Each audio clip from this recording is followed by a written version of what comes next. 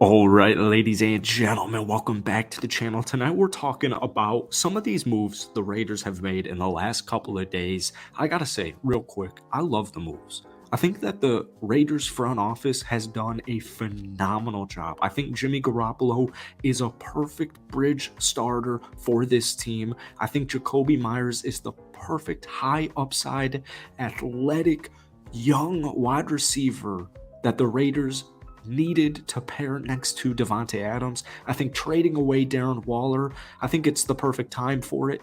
I wouldn't be surprised if Hunter Renfrow was next. This Raiders team, long term, is built more sustainably. That is just a simple fact. And I think that the Raiders season 2 years ago, with the way it ended on that 4-game winning streak, getting into the playoffs, I think it skewed a lot of fans' minds thinking this team is ready to win a championship right here and right now. That got exposed this past season. Derek Carr got pretty much little to no blame. Derek Carr, unfortunate reality of the situation is he has never won a playoff game in his long 8-year career with the Raiders. Never won a playoff game. But for some reason, Josh McDaniels is getting 100% of the blame. Now, I get it. It wasn't perfect. Josh McDaniels didn't have a perfect coaching season last year, but no coach has a perfect season. It was his first year. He's getting so much flack for Derek Carr's lack of. Derek Carr's a good quarterback. He's not a great quarterback. We know Derek Carr's ceiling. Josh McDaniels had a bad tenure in his first head coaching stint with the Denver Broncos, but clearly he is a smart offensive mind. I know there were some leadership questions. People didn't like the play calling, whatever it was. I get it. There were flaws. We're going to talk about all that in tonight's video. But before we do, hit that like button, hit that sub button for daily Raiders content. Appreciate you guys so much. My last video, I was shocked. There were so many people actually like blaming Josh McDaniels for these moves. It's a head coach. The head coach doesn't make moves. All right. If you're gonna blame somebody, blame Dave Ziegler. All right. If you're gonna blame somebody, it's not Josh McDaniels for these moves they're making in the offseason. In fact, I think they were genius. I really do. Jimmy Garoppolo is a proven winner. 7-3 last season with San Francisco before he got injured. In his career with San Francisco, he was 38-17 in every game he played. All right. This is a proven veteran winner. And he is much better than people give him credit for. I really don't understand all the disrespect to Jimmy G. I really don't get it. Last year, 16 touchdowns, 4 interceptions. Oh, okay, but he only threw 221 yards per game. When you have one of the best running backs in the league, Josh Jacobs, the best wide receiver in the league, Devontae Adams, a rising, improving, solid offensive line, you don't need your quarterback to throw 320 yards. I know it's fun to watch. The statistics are cool. Having an MVP quarterback throwing 300 yards like Patrick Mahomes, I get it. It's cool. I want winners, and I want to sustain winning. It's no surprise. It's no secret. The Raiders most likely will draft some type of quarterback, some young quarterback, probably not at pick 7, but who knows. Once Jimmy G's tenure with the Raiders is over, that's when he steps in. Jimmy G's biggest flaw is either he's not good or he gets injured. Well, that's why we got protected. All right. I don't want to play a game of what ifs when it comes to what if Jimmy G gets injured. What if Jimmy G gets injured? Well, hopefully that means our young rookie quarterback on a rookie deal who has experience behind Jimmy G for however long before Jimmy got hurt to come in and do his best, and we get a further evaluation of what we have. There's always going to be a bright side, all right? Darren Waller.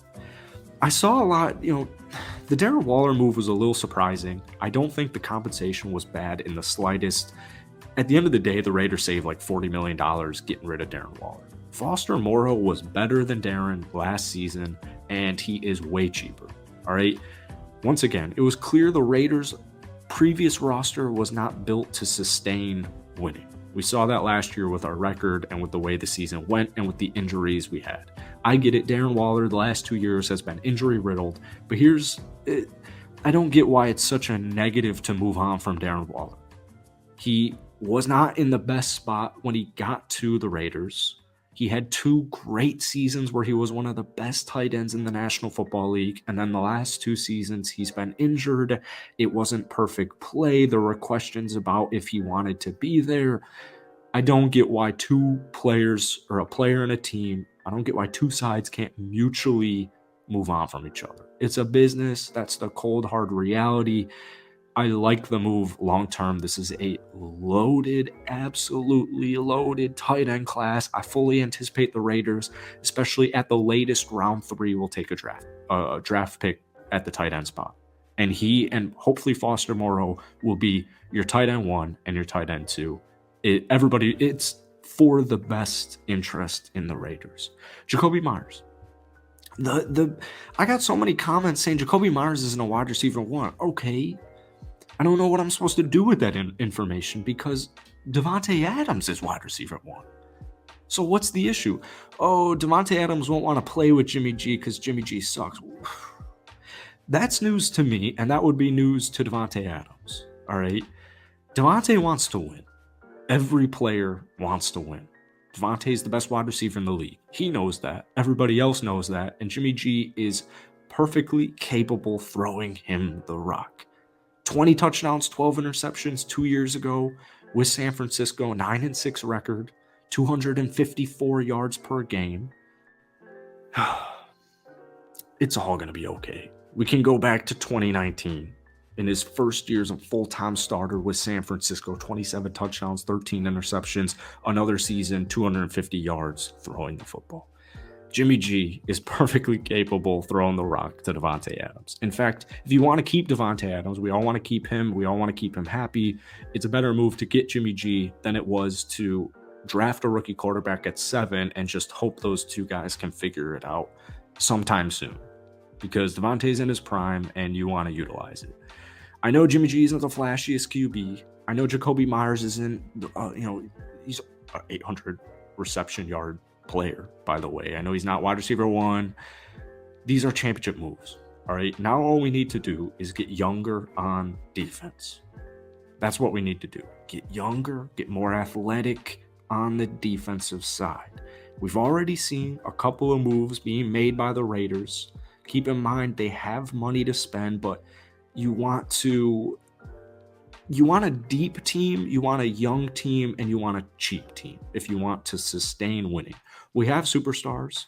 We need to build through the draft. We're going to continue to build through free agency. The Raiders' future is, I would say, brighter than it's been in a while. All right. I know last season, myself included, there were a lot of expectations. And evidently those expectations were too high. Derek Carr, his tenure with the Raiders, it's done. All right. Darren Waller's tenure with the Raiders, it's done. I had a blast with them. I know you guys did too. We all wished them the best of luck, but changes needed to happen, and I loved the changes that are seen. I cannot believe so many people, it's mainly Raiders YouTube. It's not even really Raiders media. National football media loves the moves the Raiders have been making. Really, the only downsides I've seen are in the YouTube comments, probably guys watching, these big-time Raider YouTubers who are just saying every move is bad because Josh McDaniels is making it. That's not how head coaches don't make the moves, but it's neither here nor there. We're not here to rant, all right? Teach their own. But I'm excited, and I hope you guys are too, and it's just the start of a long off season, and it's going to be a bright future and a good off season. So hit that like button, hit that sub button for daily Raiders content, and I'll see you guys.